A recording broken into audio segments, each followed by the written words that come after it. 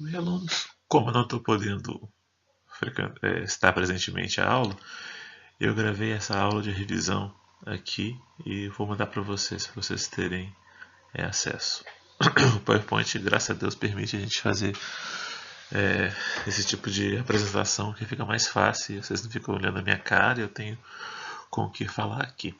Então, preparei uma aula de revisão com basicamente tudo que a gente viu nesse semestre. E eu vou passar ponto por ponto. E aí vocês têm um acesso fácil e tranquilo de rever todos os pontos da gramática que eu passei nesse semestre. Primeiro a gente vai começar com o sistema nominal, né? Um aspecto que é central na língua grega, né? É aquilo que a gente chama de flexão do substantivo, né? Ou seja, o substantivo grego ele varia de formas diferentes. Nem todas as línguas do mundo elas sofrem essa flexão de caso, né? Por exemplo. Quer dizer, alternam a forma de acordo com alguma categoria gramatical. O chinês, né, que é o mandarim, é um exemplo de língua que não tem nenhum sistema de flexão nominal. Na verdade, a maioria das línguas tem um sistema parecido. O português, por exemplo, tem flexão somente por número nos nomes. Né? Por exemplo, que eu marquei aqui: homem, homens, amigo, amigos, casa, casas. É, um, é uma flexão menos diversa do que a do grego, mas ela existe ainda. Né? Outra língua muito conhecida, né, o inglês, por exemplo, ele também tem um sistema de flexão singular-plural, como o nosso, mas também tem, no caso, que é o caso genitivo. Né? Por exemplo, você tem dog, que é cachorro, dogs, que é cachorro, e dogs house, né? Dogs house, a casa do cachorro. Ou seja, o S, no caso do inglês, né, ele significa posse e também significa plural. Né? Porque o inglês, embora tenha uma flexão de casa a mais que o português, ainda é um sistema que foi bastante simplificado em relação à língua original. No caso do grego, né, a gente tem 4 casos principais e um quinto, que é o residual. Ele existe só em algumas formas. Né? O 5, aqui é 5, tá? Eu esqueci de mudar. Os 5 casos são nominativo, e eu dei o nome em grego dele, que eu vou usar nas tabelas, onomastike, vocativo, kletike, acusativo, aitiatike, genitivo, genike, e dativo, dotike. Cada um desses casos, né, apresenta uma função sintática específica, né, dentro da frase. Por exemplo, no caso do nominativo, a sua função principal é ser o sujeito da oração. Né, o sujeito ou aquilo que está ligado ao sujeito, como, por exemplo, um predicativo. O vocativo, sua função principal é ser fazer a chamada, né, de alguma pessoa da oração. Então é o ó fulano, ó ciclano. Essa é a função do vocativo. Exclusivamente essa. É uma coisa simples. O acusativo, a função básica do acusativo é ser o objeto de uma oração. Né? Quando você faz algo, alguma coisa, essa alguma coisa que sofre ação é o acusativo. Né? Por exemplo, eu mordo o cachorro é o acusativo.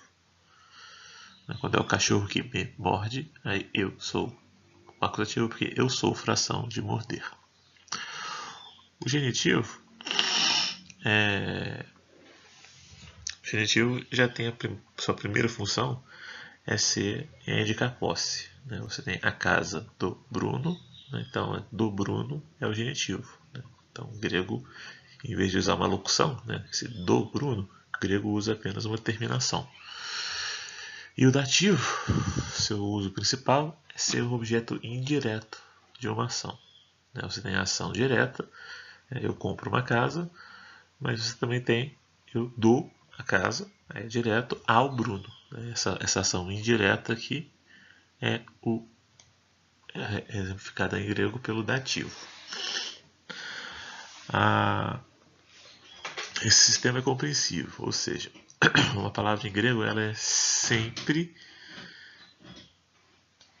flexionada em algum caso. Não existe uma palavra pura em grego, né? Ela é sempre determinada. Esses casos representam, como eu falei, funções sintáticas dentro da frase.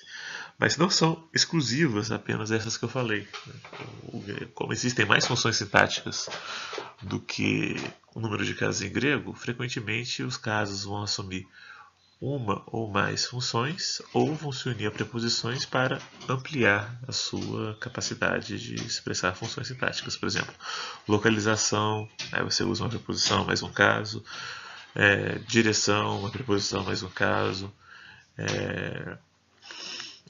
causa, propósito, interesse, todas essas funções elas vão ser em grego, como também em português, feitas pelo uso de uma terminação e de uma preposição.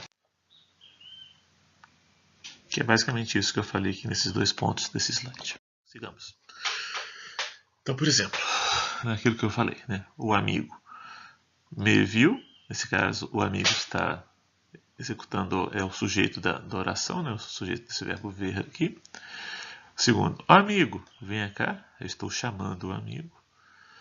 Terceiro, eu vi o amigo, nesse caso o amigo ele sofre a ação do verbo, né, de ver, ele é visto por mim.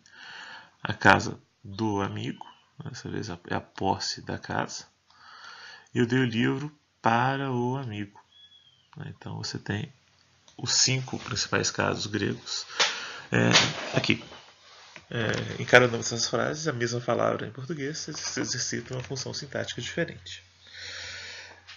Não há variação na nossa língua dos substantivos entre as formas e entre as formas das palavras e a função sintática. Né? Mas isso não acontece em português nos pronomes pessoais. Para a gente ver que mesmo em português essa variação também ocorre. Por exemplo, usando o mesmo modelo de cima, eu vi o amigo me viu, a casa pertence a mim. Então, em cada uma dessas 3 funções diferentes, a gente vê uma forma diferente do pronome pessoal eu. Isso é característico do português. O tu também vai mudar e o terceira pessoa ele também vai mudar no português formal.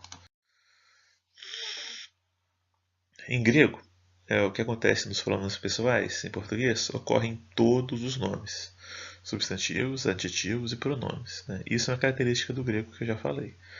Por enquanto, a gente vai ver apenas o substantivo, que é o mais importante e o mais regular. A formação, isso aqui é muito importante, a formação dos nomes em grego tem a seguinte característica. Você tem um radical, radical não é a mesma coisa que raiz, mas isso não é o caso. E esse radical tem uma desinência de caso. Essa desinência de caso que vai indicar o caso que a palavra está tendo. E entre essa desinência de caso e radical, interpõe-se em 2 declinações a vogal temática. E isso ocorre da seguinte maneira. Vejamos aqui embaixo. Logos, aqui tem um radical, aqui tem a vogal temática e aqui tem a desinência de caso. Da mesma maneira, a palavra archai. Aqui temos o radical, aqui a vogal temática e aqui a desinência de caso. Já no exemplo de sarkos, a gente vê que aqui a gente tem o radical e não há vogal temática, já vai direto na terminação, sarkos. Essas são basicamente a diferença entre as 3 declinações que a gente vai ver daqui em seguida. Ou seja, os substantivos eles se distinguem de acordo com a vogal temática que utilizam. Vejam que aqui você tem um ômicron, e aqui você tem um alfa, ou a sua ausência, como nesse terceiro caso. É isso que vai gerar as 3 declinações da língua grega.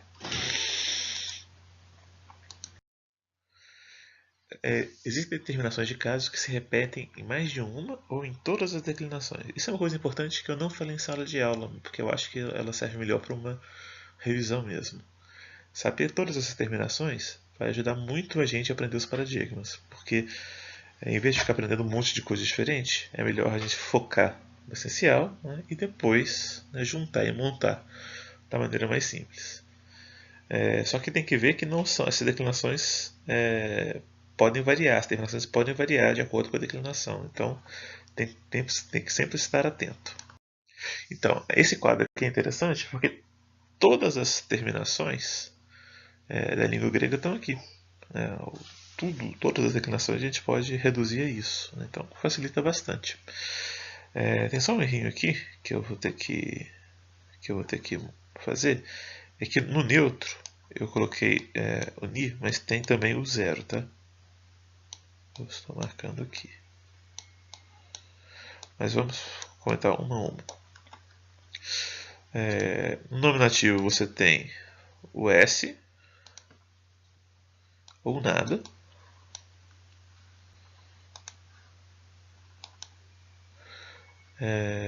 No vocativo você tem nada ou o E. Depois a gente vai ver mais sobre isso. No acusativo, masculino e feminino é sempre o ni. Isso é muito importante. Mas na terceira declinação, é sempre importante lembrar, esse ni às vezes ele vai aparecer como um alfa. Correto? O genitivo talvez seja o que dá mais trabalho, porque nós temos 3 terminações diferentes. Nós temos o sigma puro, a terminação os, que a gente pode ver que tem alguma coisa semelhante nisso. Mais no futuro a gente pode comentar mais. E a terminação o aqui do genitivo. E o dativo, também sempre importante marcar, é sempre o iota. É sempre o iota. Mas, como a gente vai ver depois, né, no caso das 2 primeiras declinações, esse iota vai aparecer apenas subscrito. Subscrito aqui. De novo, nominativo, no plural. Né? Aqui os masculinos e femininos. Temos ou iota ou um S, ou um sigma ou um as. Originalmente, inclusive, é NR, ni sigma. Genitivo sempre on, todos os casos. Né? O genitivo plural é o mais simples, ele não muda nada. E o dativo, ou esse is ou um si. No caso dos neutros, né, como eu falei, né, notem, sempre importante, nominativo, vocativo e acusativo do neutro é sempre igual, e você tem ou ni ou zero nesses casos, e o genitivo segue muito das terminações que a gente já viu. Outra coisa importante, né, o alfa é sempre a terminação do neutro plural. Ou a sua ausência ou a sua presença. Né? Lembrando que nós sempre temos o alfa, o ômicron e o nada com as possibilidades. Esse paradigma ele é próprio de uma palavra. Ela sempre vai ter o mesmo paradigma e nunca vai mudar de paradigma. É a mesma coisa que acontece em português. Né? Você tem a palavra ponte. Se você mudar a terminação, ponta vira uma coisa, ponto vira outra coisa. É a mesma coisa em grego. Ou seja, uma palavra com a mesma raiz, mas uma terminação diferente, é outra palavra, com significado diferente. Aí eu dei um exemplo de grego mesmo. Você tem arché, terminando em eta, pertencendo a um paradigma, que significa, vocês viram, né, princípio, o começo. Ao passo que quando ele muda de paradigma e vira arcos, significa outra coisa, significa líder, significa chefe. Né? Então é sempre importante ter isso em mente. Essas palavras sempre têm, os substantivos têm sempre o mesmo paradigma. Essas declinações elas são chamadas por números. Né? A primeira declinação tem os temas em alfa, a segunda declinação em ômicron. E a terceira é aquela que não tem vogal de ligação, então ela pode ser chamada de atemática, por não ter uma vogal temática. Ajuda a mamãe, né,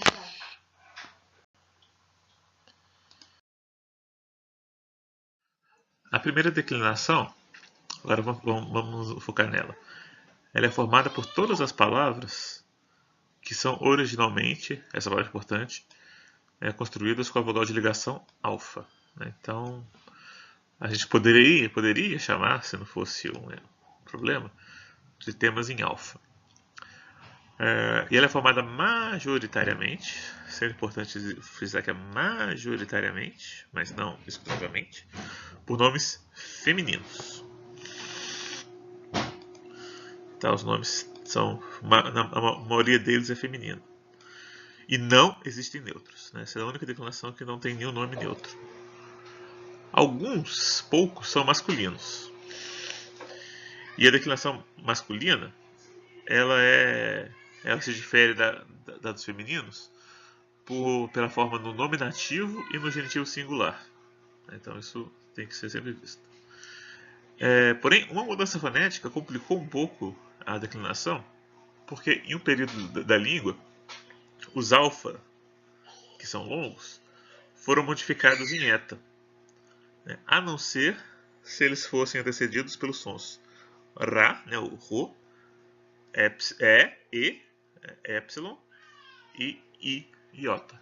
Então a gente chama isso também de lei de Rey, por causa das 3 letras da palavra. Isso gerou 3 subcategorias dessa declinação. Em eta, que é o mais comum, é o maior, que se deve dedicar mais tempo, o alfa puro e o alfa misto. E uma coisa que eu não coloquei nesse slide é que, apesar de todas essas subcategorias, o plural é sempre o mesmo. Vou escrever aqui, ó.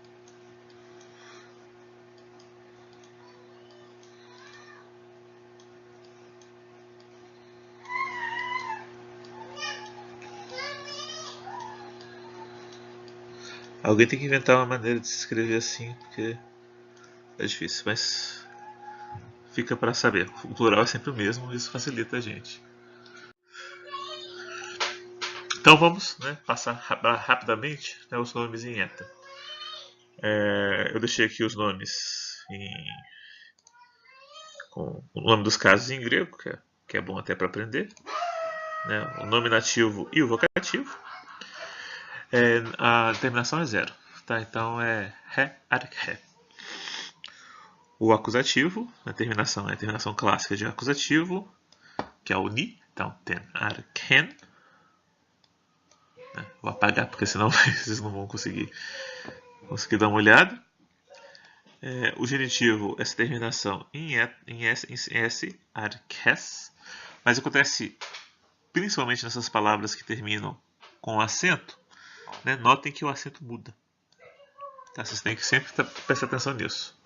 Eu ainda não estou cobrando esse tipo de situação, mas é bom saber já. E o dativo, infelizmente é muito pequeno, mas a marca do dativo está no iota subscrito. E coloquem e lembrem-se do iota subscrito. Se ele não estiver, eu vou cortar, porque essa é a marca do dativo.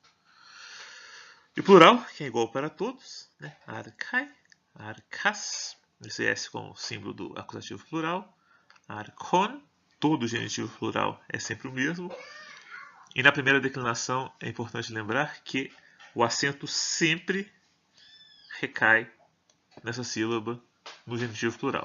Isso é exclusivo da primeira declinação, mas é importante. E o dativo arcais.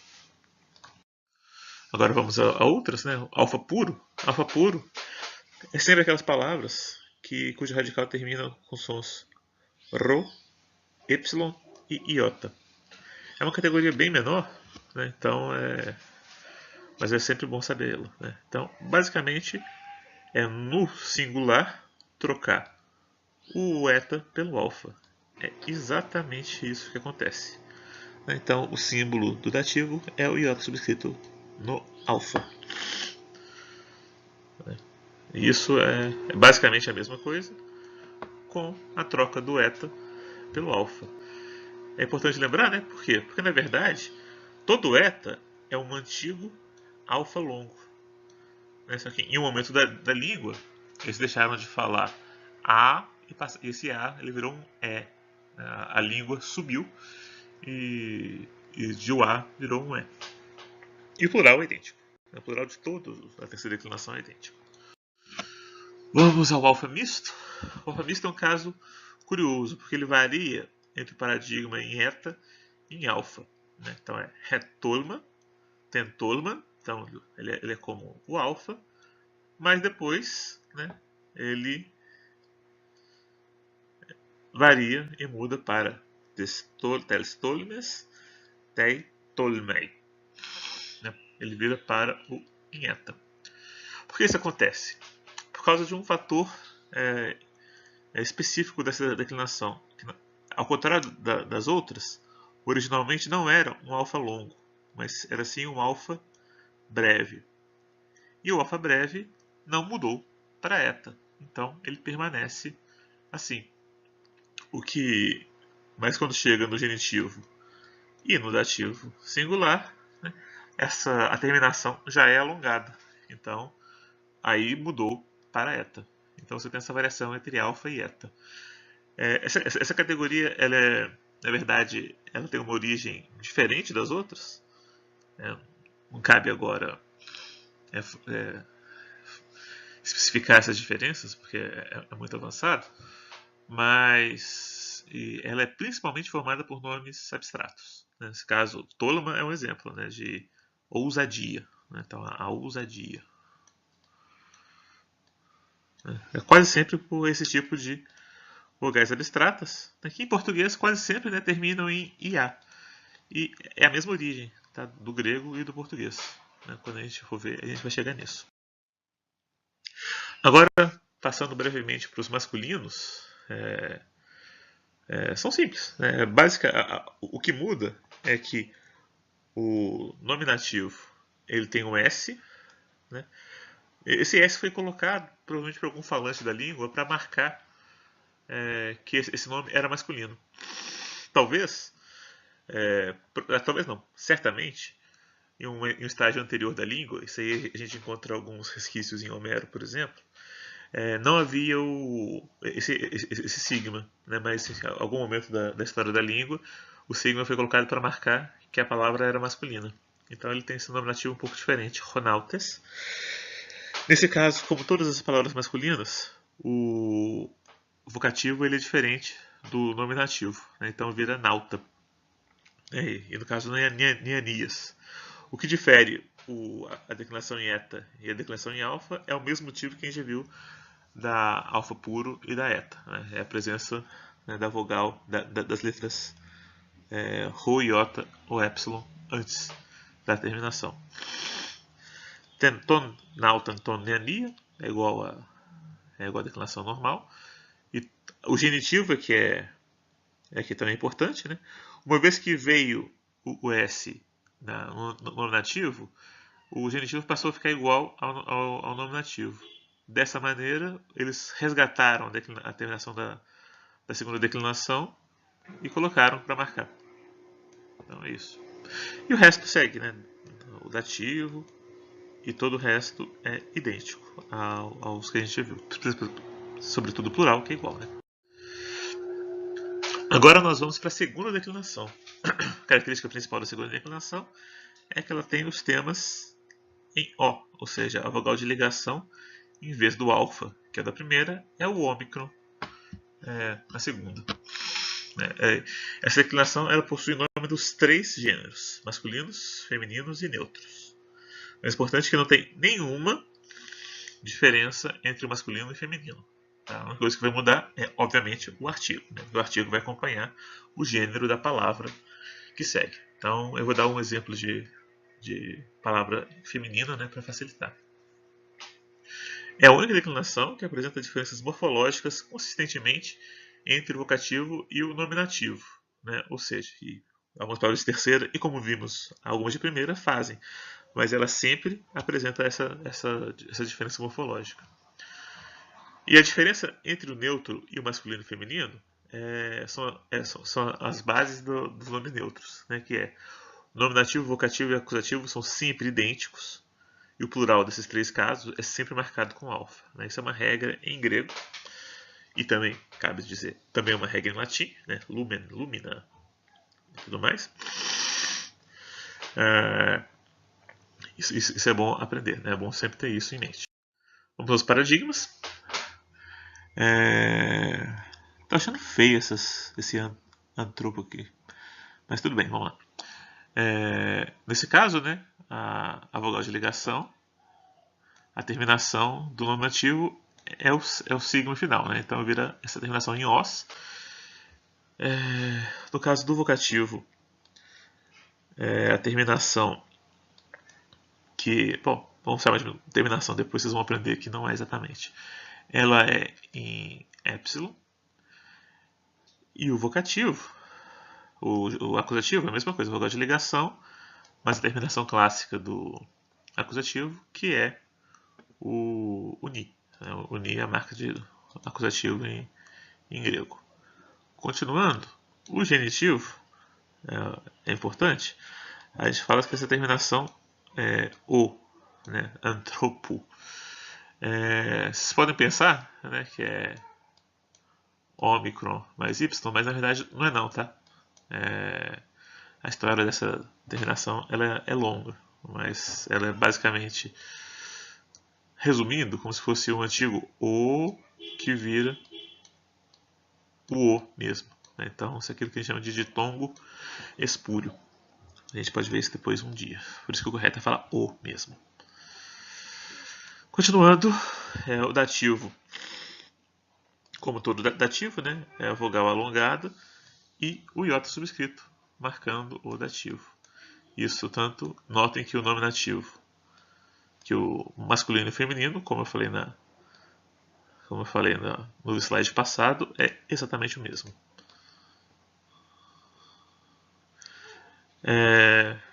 No plural, né, sempre o vocativo e o nominativo são idênticos no plural. Anthropoi, rodoi, nesse caso aí é assim mesmo. Eu gosto de ligação mais esse iota, que deveria ser oi. Hai rodoi, né, a diferença aqui é porque essa palavra é masculina, então o artigo é masculino, essa é feminina, então o artigo é feminino. É essa a diferença. O acusativo tos anthropos. Esse aqui também é importante a gente aprender, porque originalmente, né, você tinha a vogal de ligação e a terminação de acusativo, como eu coloquei naquele primeiro slide, era o ni e o sigma. Né? Só que o que acontece? Esse encontro consonantal ele foi largado em grego, e em ático isso provocou o alongamento da vogal anterior e essa forma os. Então, anthropos. A forma do anthropon que nós já vimos, e o dativo muito parecido com o da primeira aqui. Em relação ao neutro, só é importante lembrar, né, que essa forma é sempre idêntica, né, on, a marca de neutro, e o plural sempre usando a marca de plural, que é o alfa. Isso é sempre importante. Então, vamos continuar na terceira declinação. Ao contrário das outras, como eu já falei, ela não apresenta vogal temática, né? Ou seja, ela é aquilo que a gente pode chamar de a declinação atemática. Por isso, e esse é um problema da terceira declinação, muitos encontros consonantais acontecem e isso prejudica um pouco, e claro, de graus diferentes, a clareza do paradigma. Por exemplo, a terminação de nominativo na terceira declinação é ou sigma, né, o sigma final, ou nada, aqui é o nada. E as duas, né, provocam quedas de sons ou modificações ortográficas que são importantes, né, e isso deixa a gente menos claro a forma da raiz e tudo mais. Por isso, frequentemente radical ele só se compreende no caso genitivo, né, que termina em os, e isso evidencia mais a forma original da palavra. Por isso que no dicionário grego a palavra sempre tem que aparecer no nominativo e no genitivo para a gente saber direito qual declinação, né, e como declinar a palavra. Porque só com o nominativo não dá para fazer em grego, né? Você precisa também do genitivo, por causa principalmente da terceira declinação. Além disso, embora até o momento a gente não tenha visto nenhum exemplo concreto, mas logo a gente vai ver, o radical das palavras de terceira declinação, isso vale exclusivamente para as palavras de terceira declinação, ele muda do nominativo para os outros casos. Isso muda um pouco, totalmente a forma da palavra. Então, a forma completa da palavra a gente só vai conhecer a partir da forma do genitivo e no nominativo. Então, isso é muito importante. Ainda não vimos esses detalhes, mas logo a gente vai ver desse último ponto. Continuando. Vamos escolher primeiro uma terminação bem simples, né, que é a palavra para carne. E o paradigma básico é esse. Né? Vai aparecer vários subparadigmas. E isso, como eu falei, acho que eu já falei em sala de aula, é uma coisa que eu gosto muito pouco do aprendendo grego. O aprendendo grego, ele vai nomeando cada número de paradigmas. Isso faz com que o aluno tenha que decorar uma quantidade enorme de coisas. Não é necessário. O básico é vocês aprenderem o básico, as terminações básicas, e com pouco ir conhecendo as variações de cada caso. Então, primeira coisa, o nominativo é sarx, tem esse xi aqui. Basicamente o kappa, que é o da raiz, né? Vocês estão vendo aqui na raiz, mais o sigma final. Só que isso em grego gera, né, uma nova forma ortográfica, né, que é o xi. O acusativo, isso é importante, tá? Como eu falei lá no começo que eu falei das terminações, eu falei que a terminação básica de acusativo é o ni. E é mesmo. Mas por que aqui aparece o alfa? Porque na terceira declinação, toda vez que a palavra, que a raiz termina, que o radical termina em consoante, né, essa consoante era pronunciada da seguinte maneira: esse ni, ele passou a ser pronunciado como se fosse uma vogal. Algumas línguas apresentam isso, né? A gente consegue pronunciar uma nasal como se fosse uma vogal. A gente pode falar sarkna, esse anna, a gente inclusive representa com esse símbolo assim, ó, o N com uma bolinha embaixo, era a forma nasal. Isso durante muito tempo foi pronunciado assim. Só que em determinado momento da história do grego, né, esse ni nasal, esse ni vocal virou alfa, né? Então daí virou sarca. Mas esse alfa aqui é originalmente, né, um ni, né, que foi perdido. E essa é uma mudança exclusiva do grego. Né, outras línguas apresentam algo parecido, mas o latim, por exemplo, não apresentou essa mesma variação. Né, por exemplo, estou falando de latim brevemente, né, mas só para vocês terem uma ideia. A palavra lux, né, radical é luc, e a terminação em latim é o M. Né? Então, durante algum tempo falava-se lucam, só que em vez de virar alfa, né, luca, virou esse M ganhou um E na frente. Aí você virou o lucem, que é isso que a gente aprende em latim. Mas isso é latim. Voltemos ao grego. E aí, né, sarkos, sarki, né, as terminações básicas. Como isso é interessante, né, como eu falei no começo, a terminação do dativo é o iota. Como aqui não tem nenhuma vogal temática, então ela aparece normalmente aqui. E um outro aspecto importante para a gente aprender em relação à terceira declinação é que o acento dela muda nos casos genitivo e dativo. Né? Sarca, sarkos, sarki. Isso não acontece em todas as palavras, né? Tem regras para isso, depois a gente vai falar, mas é um fenômeno importante, né, que a gente tem que ter em mente. E vamos para o plural. Né? Plural é sempre mais simples, isso não é à toa, tá? Normalmente, quanto mais básico e comum a palavra, mais irregular ela tende a ser. Então isso vale inclusive para o plural, dos verbos, dos nomes, tudo. Né? O plural é menos usado, então ele é mais regular. Então a terminação é es, né? Sarques, as. Esse as é o mesmo fenômeno que a gente viu lá. Né? Originalmente era esse ni sigma, esse ni era vocalizado e a vocalização transformou-lo em as. Né? Tá sarcas, tom sarcon, tá sarxi. Né? Aqui é a mesma coisa que acontece ali no nominativo. Né? Capa, mas a terminação xi vira xi. É só uma alteração ortográfica. Os neutros. Neutros formam categorias muito importantes. Inclusive essa em Ma, ela é extremamente importante em grego. Né? Então é bom saber, mas isso vale para todas as palavras neutras na terceira declinação. Todas declinam desta maneira. Né? Ônoma, ônoma. Pelo nominativo a gente não consegue saber a forma da raiz, porque a terminação do neutro é o nada, né? Mas a raiz, na verdade, o radical, na verdade, termina em mat. Né? Só que como não tem nada, né, o tal cai e vira só ônoma. E aí, no genitivo e no dativo aparece onômatos, onômati. E o plural recebe a terminação em alfa, característica do plural, onômata, onômata, onomaton, onoma-se. Esse dativo é algo parecido, né? Uma mudança fonética. Era o mat mais o si. Essas duas consoantes, que a gente chama de dentais, isso é uma coisa importante a se falar, ainda não falei em sala de aula. Dental provoca a queda de outro dental. Então, o tal cai, né, e vira onoma-se. Só para saber, dental são aquelas consoantes que são pronunciadas entre os dentes. Ou seja, tal, delta, reta e o sigma e também os delta.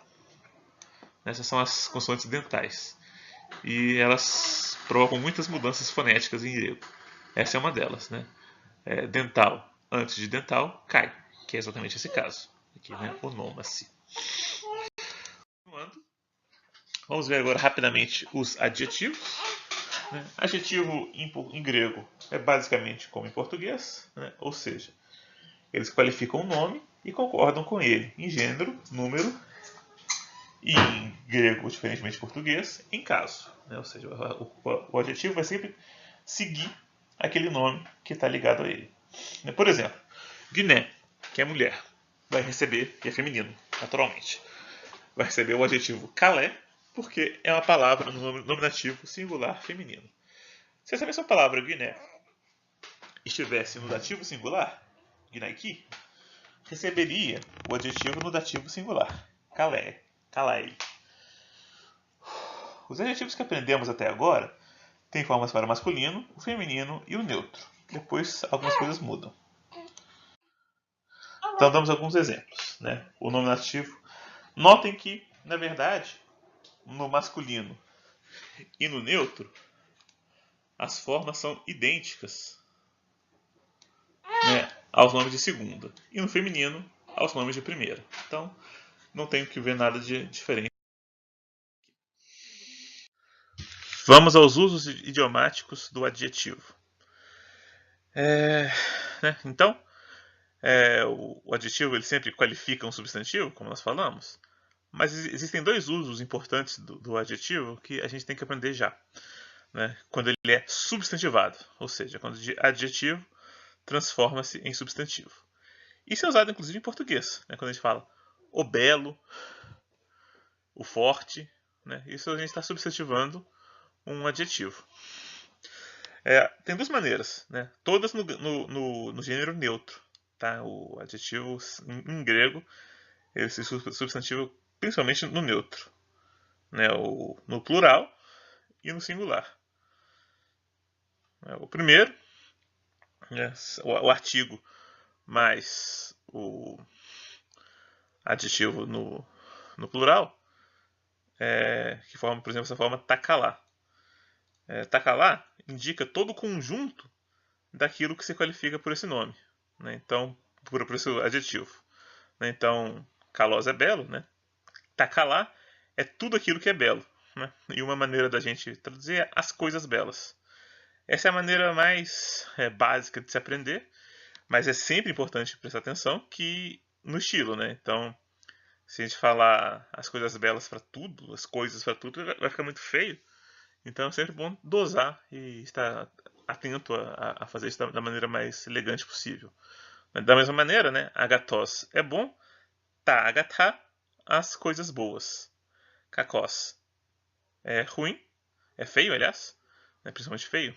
Kalos e kakos tem, aliás, melhor, kalos e kakos tem uma pronúncia, tem um significado que vai mudando, né? Pode ser tanto feio e belo, né? Kakos, feio, kalos, belo, mas também bom. Acaba havendo essa duplicidade de sentido. Então, takaká, né, seria no sentido básico, as coisas feias. E você pode fazer isso com qualquer adjetivo. Eu escolhi, por exemplo, homerikos, que é homérico, né, relativo ao Homero. Então, tá, homeriká seria as coisas homéricas. Seria uma maneira da gente chamar todos os poemas homéricos, tudo aquilo que foi feito de Homero, tudo aquilo que tem a ver com Homero. Então, é uma maneira. Isso pode ser feito com qualquer adjetivo. E como eu sublinho aqui no final, esse uso é extremamente comum em grego. Tá? É necessário acostumar-se a ele, porque ele é uma base da sintaxe grega. Né? Os gregos utilizam isso a torto e a direito, para usar um chavão. E a segunda forma é no neutro singular. E aí seria o adjetivo neutro, né? E a forma neutra dele, singular. Tokalon, por exemplo. E se esse aqui fala-se de um conjunto, né? Esse aqui é um substantivo abstrato, ou seja, aquela qualidade substantivada. Né? Por exemplo, tokalon, a gente chamaria de como a beleza. Da mesma maneira, toagaton, a bondade. Tokakon, né? A feiura. E homerikon, a homericidade, né? A qualidade de ser homérico. E isso, novamente, vale para todo e qualquer adjetivo. Agora vamos, né, à parte mais complexa, embora ficou basicamente meio a meio, né? São 23 slides de verbo e 21 de sistema nominal. Vamos ao sistema verbal. Em seus aspectos básicos, o sistema verbal grego é bastante semelhante ao português. Tá? Isso é sempre bom começar pela boa notícia, né? O verbo concorda com o sujeito em pessoas, as mesmas três do português, e números. Os dois principais que conhecemos do português, ou seja, singular e plural, e mais um dual, né, se vocês não sabiam disso, agora sabem, que existe de maneira apenas residual. Né? É tão raro que você pode ler boa parte da literatura em grego, principalmente literatura pós-clássica, sem saber dual. O dual aparece apenas em ático, em alguns momentos residuais em Homero, mas é basicamente isso. Né? Quase toda a literatura grega não usa o dual, ou se usa é extremamente raro.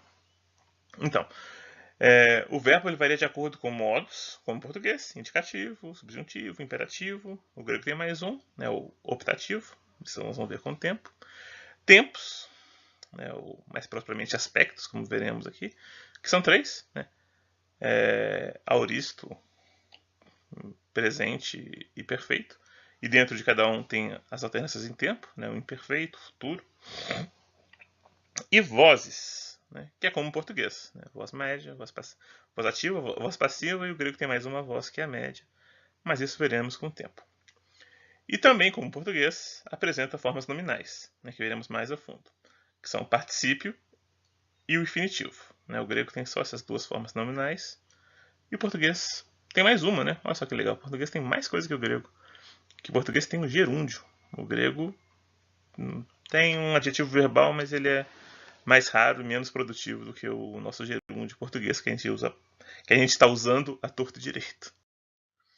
Vamos na básica, né, os verbos em ômega, né, ou também verbos temáticos, né, que depois a gente vai ver alguns atemáticos e bem depois a gente vai ver todos os atemáticos. A terminação em ômega é o paradigma básico do verbo grego e é semelhante ao português e a muitas outras línguas indo-europeias, né? Latim, sânscrito, russo, etc. É bem parecido mesmo, isso facilita muito a gente ler. Da mesma maneira que tem aqui nos nomes, né, nós temos o tema, né? E o tema é sempre uma vogal de ligação, né, que une o radical à terminação. E existem, como eu falei, né, verbos atemáticos. Até agora, vocês viram só 2, o eimi e o oida. Né? Depois a gente vai ver outros verbos atemáticos. Mas o eimi é essencial e o oida, para quem vai ler textos áticos também é essencial. A diferença entre os verbos temáticos e atemáticos fica clara nesses dois exemplos, né? Is men, né? O segundo primeiro pessoa do plural. Vou deixar aqui bem claro aqui, né? Aqui você tem a terminação aqui e o radical logo depois, né? O radical do verbo emi é es, o radical do verbo oida é id, né? Aqui é uma mudancinha fonética que depois vocês vão aprender. Da mesma maneira, né? Segunda pessoa, este, iste.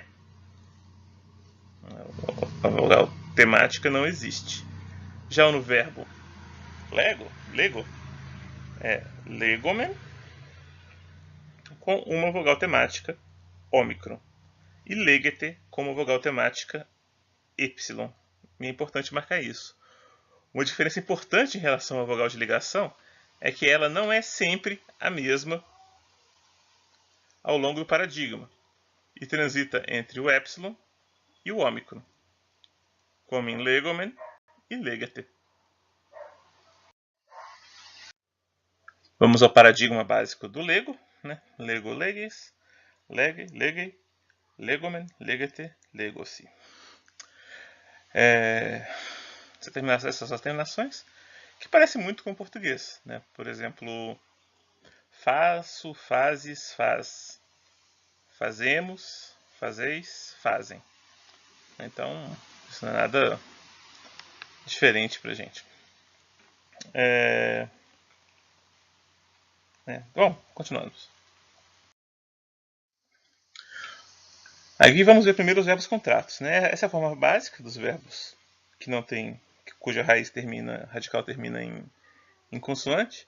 Mas se o radical terminar com uma vogal, né? E na verdade não precisamente uma vogal, com 3 vogais, que são alfa, eta e ômicron, né?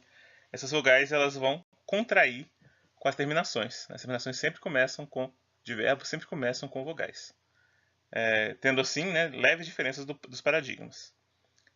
Por sorte, essas contrações são previsíveis e regulares. Então, isso facilita um pouco a nossa vida. É importante dizer que no grego ático elas são obrigatórias e não existe forma não contrata. Uma maneira de a gente falar não contrata é distrata. Mas não existe. Tá? Então, em ático é obrigatório você fazer a contração. E no slide seguinte eu vou passar a tabela de contrações. É importante que vocês aprendam ela, porque ela é até mais útil do que vocês decorarem todos os paradigmas, porque basta decorar o paradigma dos verbos e sabendo as contrações, você não precisa decorar todas as formas de maneira diferente. Então, essa é basicamente a forma de contração. Notem o seguinte, né? Normalmente, a regra é a seguinte: se a vogal for longa, ou o encontro for longo, o que segue continua longo, né? Então, notem que ômega não muda nada, né? Sempre muda ômega. Ômega sempre ganha. Segunda coisa importante, isso talvez seja meio difícil. Eu lembro que para mim foi difícil quando eu estava aprendendo, que é a seguinte: os encontros epsilon mais epsilon, por exemplo, epsilon e epsilon, assim, sempre lê a partir dessa direção, tá? Primeiro essa vogal e depois a outra, né? Sempre essa ordem.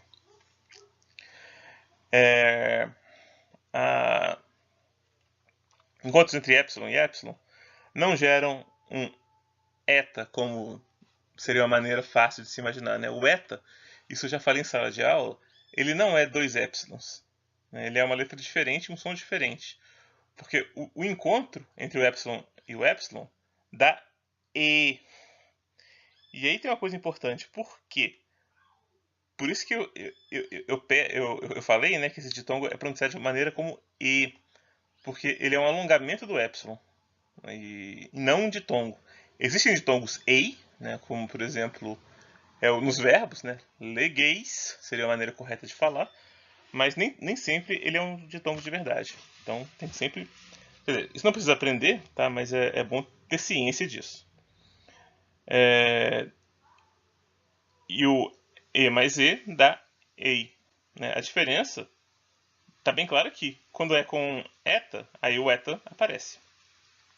E outra coisa também um pouco difícil de aprender no começo, quando é o ômicron encontra com epsilon, qualquer uma das direções, né, o resultado sempre vai ser o O. Da mesma maneira, isso aqui não é um ditongo mesmo, tá? Isso quase nunca é um ditongo, há casos raros em que ele é um ditongo de verdade. E há duas pronúncias, como nós falamos, né? A pronúncia U, que é uma pronúncia que dura até o grego moderno, mas na época clássica de Atenas, ela era provavelmente pronunciada como um O fechado. Então era um O fechado e longo. E esse é o encontro entre o epsilon e o ômicron, e entre o ômicron e o ômicron. Né? Vocês podem ver que todos esses encontros, né, são marcados com essa vogal. E quando esse O mesmo encontra-se com o epsilon ou o ômicron, ele permanece da mesma maneira. Por fim, né, quando os ditongos têm um iota, o iota ele vai persistir, né, como a gente vê aqui. Né, quando é EI, né, nesse caso é um ditongo de verdade, o alfa ele vira um alfa longo, mas com o iota embaixo, e o E vira um EI, e o O vira um OI. E os longos da mesma maneira. Então, esses são os princípios básicos da contração, e sabendo isso é muito mais fácil a tabela dos contratos. E aqui eu fiz todos, né? Roral, poiel e delou. Né? Ver, fazer, mostrar. Né? Podem pausar para verificar, para anotar, para copiar, para facilitar a memória, mas, como eu falei, né? Sabendo como é a lei de contração, não há necessidade de decorar tudo isso. Né? Vocês sabem que, por exemplo, alfa mais EI dá Horaz com iota subscrito. Então isso é sempre importante de se saber. Agora, dois verbos irregulares. O emi e o oida. Né? O verbo ser e o verbo saber. Esses são verbos totalmente irregulares. Então é sempre bom a gente ter em mente, né, a forma de decorar essas declinações, porque elas são especiais e importantes. Eimi, ei, esti, esmen, este, eisi. Isso aqui é sempre importante, né? Não preciso nem dizer mais porque é o verbo ser estar. E o verbo oida tem uma declinação muito, muito regular. Só ele é assim. Então, oida, essa declinação oista e oide. E vejam que no plural o O cai. Né? Isso é uma razão que a gente vai ver depois, mas nunca é sempre assim. O oida é o único exemplo em que tem um ditongo em oi que cai o ômicron. Mas essa mudança do singular para o plural era vista em algumas outras passagens do grego. Né? Ismen, iste, isso assim. Vamos aos verbos em omai. O grego tem uma segunda série de terminações verbais. E apenas, por enquanto, vimos verbos que existem exclusivamente com essa terminação. Ou seja, não existe a contrapartida em ômega dele. Né? Como o erkomai e o gignomai. No futuro, nós vamos ver mais sobre essas particularidades, mas por enquanto isso basta. O paradigma é um paradigma totalmente diferente. Erkomai, erkei, erketai. Erkometa, erkeste, erkontai. É totalmente diferente dos verbos em ômega. Realmente não tem nada, não tem nenhuma terminação idêntica. Isso pode ser chocante de começo, né? Outra coisa interessante dessas declinações é que note que, com exceção da segunda pessoa do singular, ela sempre tende ter duas sílabas, né? O que é meio que diferente em relação ao que a gente já tinha visto. Ou três, né? No caso do erkometa. E outro detalhe que é importante frisar é que a segunda pessoa tem duas formas. A forma erkei, ela é mais antiga, né? Ela aparece mais nos textos clássicos do século V. E a forma erkei, né, com epsilon, ela ocorre mais nos textos pós-clássicos. mas é bom aprender as duas, né? As duas existem. E a última coisa, né? Essa forma mais rara, erkei, ela é idêntica à terceira pessoa do singular de um verbo em ômega. Isso pode gerar confusões, né? E isso gera. Eu sei de casos em que realmente há confusões geradas por causa disso. Então, não são apenas a gente que tem problema aprendendo grego, mas até os gregos mesmos tinham esses problemas, né? Isso pode deixar a gente um pouquinho mais feliz sobre isso que a gente está aprendendo. Naturalmente, existem contratos em OMAI, né? E segue exatamente a mesma regra. Então, não há necessidade de percorrer cada um desses, mas segue rigorosamente aquela regra que eu falei, né? Então, se vocês quiserem pausar para dar uma olhada, pausem e dê uma olhada, dê uma vista que a gente pode seguir. Imperativo.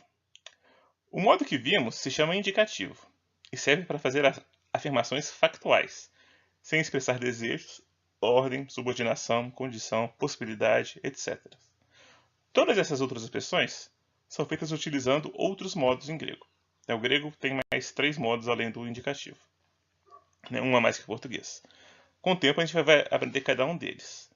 Não são difíceis, tá? Como eu já falei, aquilo que é o mais comum é o mais irregular e, consequentemente, o mais difícil de aprender. O mais raro é mais regular, então é mais fácil de aprender. Isso é uma regra que vale para todas as línguas do mundo. Por enquanto, a gente aprendeu só um segundo modo, que é o imperativo.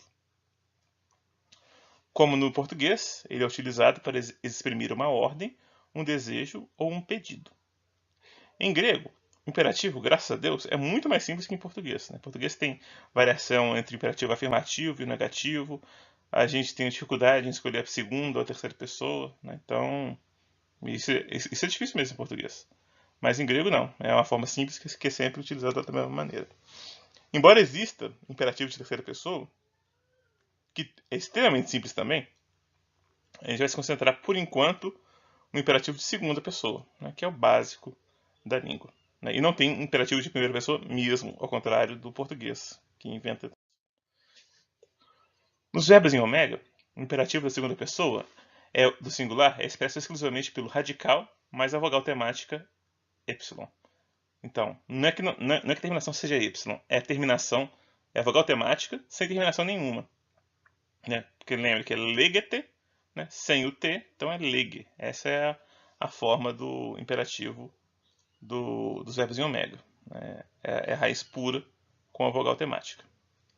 Já na segunda pessoa do plural, não há diferença alguma entre o indicativo e o imperativo. Legete, legete. Isso vale para todos os casos em grego. Nunca o imperativo de segunda pessoa do plural vai ser diferente da segunda pessoa do plural do indicativo. Então isso é uma coisa que facilita para a gente. Por exemplo, blepe prosten acrópole, olha para a Acrópolis. Lege, vai falando, vai dizendo. A gente vai explicar um pouco isso mais depois. E peugedé, vai fugindo já, foge já, dá o fora, dá o pé. São ordens ou pedidos que o falante está dizendo. Imperativo dos verbos em ômai. Aqui, o imperativo da segunda pessoa do singular é diferente da raiz pura dos verbos em ômega. A terminação é o. Desculpa. Gigno erko. E a segunda pessoa do plural vale a regra que já comentamos, sempre idêntico ao indicativo. Gigneste, erkeste. Agora vamos a um aspecto, a uma coisa mais complicada, o aspecto. Em grego, existem 3 grandes classificações verbais que a gente chama de aspecto. Em primeiro lugar, o aspecto não denota um tempo específico, mas sim a maneira com que essa ação ocorre no tempo. Então, é importante. O presente, passado e futuro é um fator secundário aqui. Que o mais importante é a maneira com a qual ele ocorre do tempo. Se ele perdura ao longo do tempo, se ele ocorre de maneira pontual, se ele é um estado acontecendo. Basicamente são essas as razões, os usos principais do aspecto. Para deixar mais claro, vejamos o caso do aspecto do presente, que é o primeiro. A característica básica do presente é que ele denota uma ação verbal contínua e durativa, que se estende ao longo do tempo. nesse sentido, é mais próximo do nosso gerúndio, como na frase estou vendo a Acrópole, que pode ser precisamente traduzida para o grego como horô ten Acrópole. Então, o horô aqui é mais eu estou vendo, né? Porque em português o presente acaba sendo menos durativo do que a nossa construção estou vendo.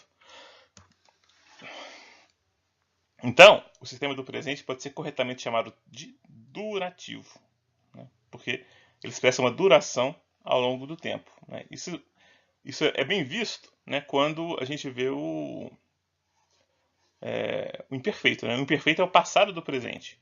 E o passado do presente é o passado que dura ao longo do tempo. Né? Por exemplo, enarché en hologos.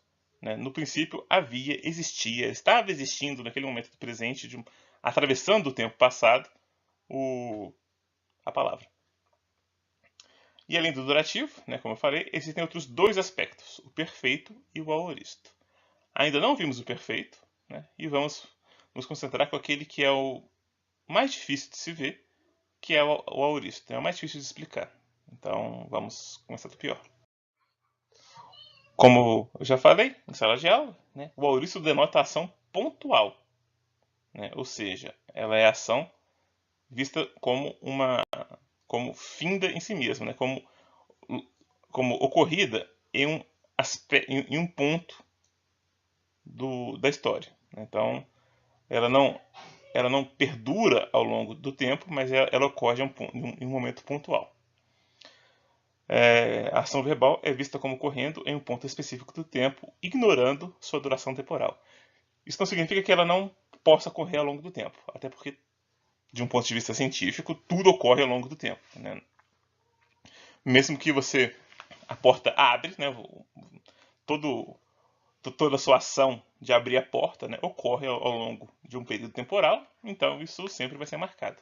Mas o que é importante é que no aoristo, essa ação ela não é vista como uma ação, ela não é expressa pelo falante como uma ação que ocorre ao longo do tempo, mas sim como uma ação única e específica. Em português, é algo parecido, né, com a diferença dos nossos pretéritos perfeito e imperfeito. Né, o pretérito perfeito tem, por exemplo, eu abri a porta, essa frase abrir a porta, né, ela indica, né, a ação ocorrendo de um ponto de vista pontual também. Ao passo que eu abria a porta, né, já mostra a ação verbal como ocorrendo ao longo do tempo. Então, por exemplo, ainda usando português, eu abria a porta quando o relógio tocou. Né? Então, o relógio toca de um ponto de vista mais pontual, né? Então a ação de abrir a porta aqui é vista de um ponto de vista mais durativo. Ou seja, isso depende muito mais da visão do falante do que de alguma coisa factual mesmo.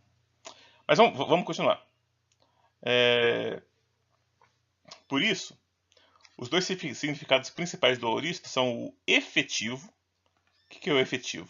É a ação realizada completada, ou seja, a ação é feita, ela é realizada. Né? Ou seja, é a própria noção nossa do nosso pretérito perfeito. Né? Ela é completada. E o ingressivo. Né? O ingressivo é um pouco diferente, que data o início de uma ação.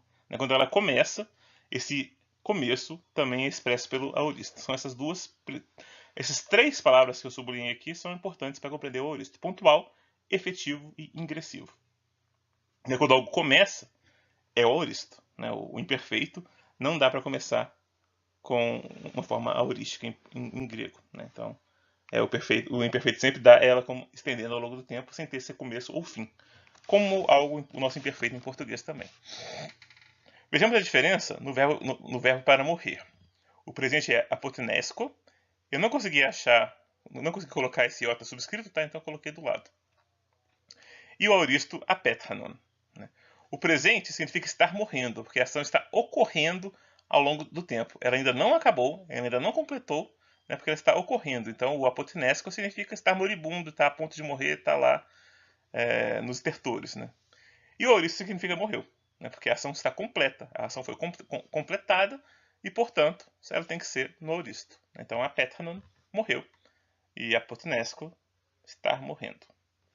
Por isso, o aoristo em grego especializou-se no sentido pretérito, né? Ou seja, o sentido do passado acaba sendo favorecido para o aoristo exatamente por isso, né? por representar uma ação completa.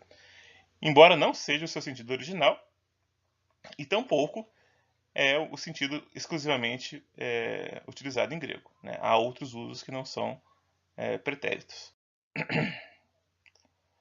Um exemplo interessante da diferença entre o aoristo presente, né, que mostra mais claramente isso, é no uso do imperativo.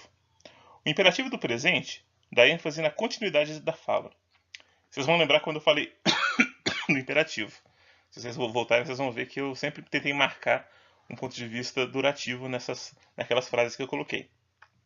Portanto, lege pode ser melhor compreendido como vai falando, né, porque é a ação se estendendo ao longo do tempo. Né? Então, uma frase como vai falando dá a ideia de que você vai, né, começar a falar. Seria como se um professor estivesse vendo um trabalho e o aluno parasse e eu falando, não, vai falando, vai continuando a fazer o trabalho. Né? É algo mais ou menos nesse sentido que é o imperativo do durativo. Já o imperativo aoristo, ele foca na realização da ação. Então, a melhor tradução é EIP. De EIP, que é o imperativo do aoristo, né? É diga. Né? Ou seja, fala. Você quer o quê? Que ele fale, que a ação seja executada. Você não quer que ela perdure ao longo do tempo. Você não está pensando nisso. Você está pensando, sim, na realização da ação. Assim, o imperativo do aoristo é muito mais utilizado do que o do presente. Isso é importante em grego, tá? O imperativo do aoristo é muito mais usado. Por isso que o método, né, deu 2 imperativos do aoristo para a gente aprender. O método fala do aprender do grego. O eite e o elte, né, porque faz muito mais sentido em grego falar eite do que lege. E muito mais sentido do grego falar elte do que erko. Né? Isso é importante a gente ter em mente. Inclusive, muitas das frases gregas mais famosas, aquelas até que as pessoas tatuam no corpo, são imperativos do aoristo. Né? Eu lembrei de 2 aqui. O gnoti seauton, né? O que eu conhece a ti mesmo. Né? Gnoti é o aoristo daquele verbo gignosco, né? O imperativo do aoristo daquele verbo gignosco. E o Kyrie eleison, né? O Senhor tenha piedade. Isso sobrevive na missa católica. Né? A palavra é grego mesmo, né? Kyrie eleison, Christe eleison, Kyrie eleison. Então, você tenha piedade, né? Do ponto de vista da ação. Você quer que o Senhor tenha piedade, né? Não que ele vá tendo piedade. E você tem que conhecer a si mesmo. Você não tem que ir conhecendo a si mesmo. Então, é sempre importante notar como que o aoristo é a forma básica do imperativo também.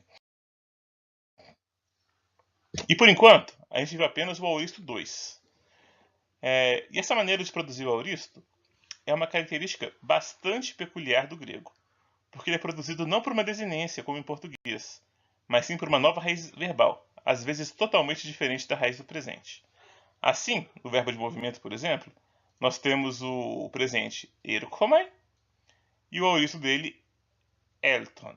Né? Não tem nada a ver uma com a outra. Não é que a raiz transformou-se em outra. Na verdade, erkomai e elton são raízes totalmente diferentes uma das outras. E por que isso acontece em grego? Provavelmente, no passado, essas eram raízes diferentes, mas e o significado de cada uma delas aproximava uma do aoristo e outra do durativo. Da mesma maneira que em português, a palavra falar tem características mais durativas e dizer mais aorísticas, né? Claro que entre aspas. Em algum momento da língua, essas raízes foram integradas em um sistema onde cada uma delas especializou-se em um aspecto específico. Né? Então, em algum momento, né, a raiz que tinha um sentido mais aorístico de Elton passou a se especializar para o aoristo e o erkomai passou a se especializar no presente. E as duas foram vistas como fazendo parte de um mesmo paradigma. Né? Então foram 2 verbos diferentes que se juntaram e casaram, né? E fizeram parte da mesma família verbal. Um exemplo bem claro que isso mostra é o verbo ser. Né? O eimi, né, o existir, ser, resistir, tem um significado bastante durativo em grego. Né? Você existe ao longo do tempo. No momento em que houve a necessidade de utilizar um aoristo do verbo, ao invés de produzir um aoristo a partir da raiz do eimi, utilizou uma raiz cujo significado tem uma forma mais aurística, né? O egnomen, que é o gignomai que nós aprendemos. né? Gignomai significa tornar. Tornar é uma ação que se completa, né? Então ela tem uma lógica muito mais aorística do que o existir. Então, dessa maneira, né, um verbo de raiz aorística foi utilizado como aoristo de um outro verbo. É por isso que o egenomen é tanto o aoristo de dois verbos, tanto do emi quanto do gignomai. Porque o sentido o aoristo combina muito melhor com o sentido de gignomai, né, de tornar-se, do que com o de ser. Então, isso é um aspecto importante também para se ter em mente. Vamos aqui ao paradigma do aoristo 2, tanto dos verbos em ômega quanto os verbos em omai, basicamente isso. Essas terminações são importantes de aprender, tá? E elas vão se repetir em outros momentos, então é sempre bom ter em mente. Tudo que você aprende aqui vai ser utilizado depois. Elabon, elabes, elabe. Elabomen, elabete, elabon. Esse é um caso curioso, né? O terceiro do plural é igual à primeira do singular. Não dá muita confusão não, tá? Porque acaba sendo bem claro a diferença pelo contexto. E o omai, né, deles, o egenomen, lembra que gignomai no presente? Então, no aoristo, egenomen, egeno, egeneto, egenometra, egeneste, egenonto. Né? Notem que o que terminava em ai no presente, né, vira o, né? Se era gignetai, egeneto. Se era gignontai, egenonto. É uma regra para ficar mais claro isso. Vamos seguir. E agora vamos ao particípio, né, que todo mundo ama. E é a última coisa que eu vou deixar aqui. O particípio é a primeira forma nominal do verbo que a gente aprendeu. Então, basicamente, a forma nominal de um verbo é quando ele é transformado em um nome. As formas nominais do verbo são infinitivas. Esse é um detalhe importante, né? Ou seja, não são formas finitas, são formas infinitas. Quer dizer, são verbos sem marcação de pessoa. Essa é uma marca das formas infinitas. Né? Quando marca a pessoa, ele é um verbo finito, né? Ele é um verbo reduzido à sua característica básica. No caso do particípio, ele é um verbo que assumiu a forma de um adjetivo. Isso é sempre importante saber. O particípio, em grego, é um adjetivo. Né? E como adjetivo, concorda em gênero, número e caso com o nome ao qual ele está ligado. Né? Não segue no qual ele está ligado. Né? O particípio pode estar em qualquer lugar da frase. Assim, o particípio é uma oração reduzida a um adjetivo. Consequentemente, sua tradução mais precisa será como uma oração adjetiva. Por exemplo, Ioannes legon baptisdei. João, que fala, batiza. Frequentemente, o particípio pode ser traduzido como um gerúndio em português. Por exemplo, João falando batiza. Mas deve-se tomar cuidado, porque o abuso do gerúndio é um vício de linguagem em português. Então, cuidado de atacar gerúndio para todo lado. A maneira mais fácil de traduzir, que dá menos trabalho, mas ela também é a menos clara e a mais desleixada de todas. Então, o particípio pode estar ligado a qualquer nome de uma oração. Ou seja, qualquer nome que aparecer dentro de uma oração, o particípio pode estar conectado a ele. Dessa maneira, o particípio vai concordar com o caso no qual ele vai estar. Né? Então, como adjetivo. Então, por exemplo, vamos ler primeiro a frase sem o particípio. O Ioannes rorá. Opa, tá ruim. O Ioannes rorá quina. João enxerga um cachorro. Então, essa é a primeira frase. E aí tem um particípio, esse relactunta, esse é o verbo ladrar, né? Latir, que está ligado ao quina, porque está no acusativo. Essas formas a gente vai ver depois. João enxerga um cão que late. Ou João enxerga um cão latindo. Ou João enxerga um cão latinte, um cão ladrante, como vocês quiserem. O relactel ele está ligado ao quina, então ele concorda como no masculino e na forma do acusativo. Rokion, dacre, tonioane, legonta. Aqui da mesma maneira, né? Quem está falando é o João, porque está no acusativo. Mas se fosse o cachorro falando, seria Rokion, legon, né? Da maneira no nominativo, tonioane. Rokion, tuioano, legontos, eriketai. Né? Então o cachorro do João, que fala, como legontos está no genitivo, ele está concordando com o João, vem. Né? O cachorro do João falante, do João que fala, está vindo. Marcos dinei doron, toi Ioannai legonte. Então, Marcos dá um presente para João que fala. Então, eu usei em muitas formas essa expressão aqui, né? Para a gente ver que o particípio ele concorda com o caso ao qual está ligado. E o verbo no particípio também admite seus complementos nominais. Por exemplo, entoi ploioi, sdenotemis, horon ton helion anabainota, speudei esten polin. Uma frase que eu usei vários particípios, né, que facilita, imagina a compreensão. No navio, Zenótemis, ao ver que o sol que sobe, se apressa para a cidade. Ou seja, tem o particípio horô, do verbo horal, ver, né? Então Zenótemis está vendo, e ele enxerga o sol. Né? O sol é o objeto do particípio. Né? O particípio é um verbo que pode ter todos os seus complementos. E esse helion ainda está qualificado por outro particípio. Está subindo, né? O sol está subindo. Então o sol é visto, Zenótemis vê o sol, que por sua vez sobe.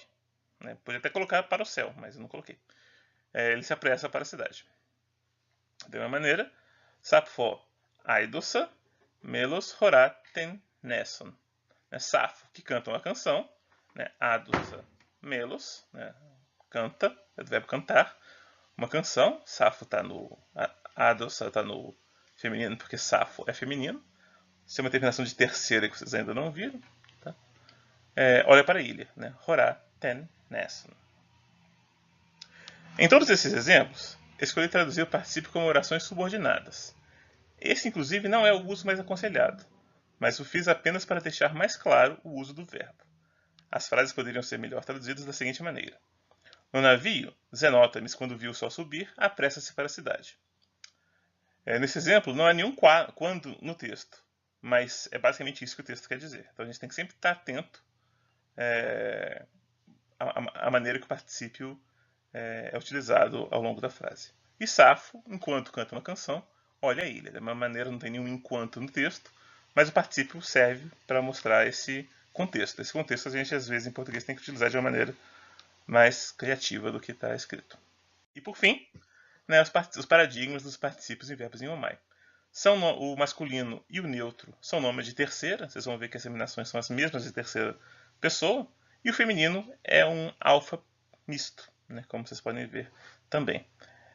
Só para deixar claro, né, um aspecto interessante aqui no dativo plural, do masculino e do neutro, notem que ele é idêntico ao verbo no plural. Isso pode gerar um pouco de confusão? Pode, isso gera às vezes, né, mas isso também não é nenhum fim do mundo. Tá? Isso é apenas uma coincidência, né, mas são formas diferentes, obviamente. Então, eu fiz esse breve resumo, né? Foram um pouco menos de 1h20, e espero que ajude, né? E o bom disso é que vocês podem repetir, né? E como eu vou mandar um trabalho mesmo, vocês podem assistir ao longo do trabalho para tirar alguma dúvida, alguma questão.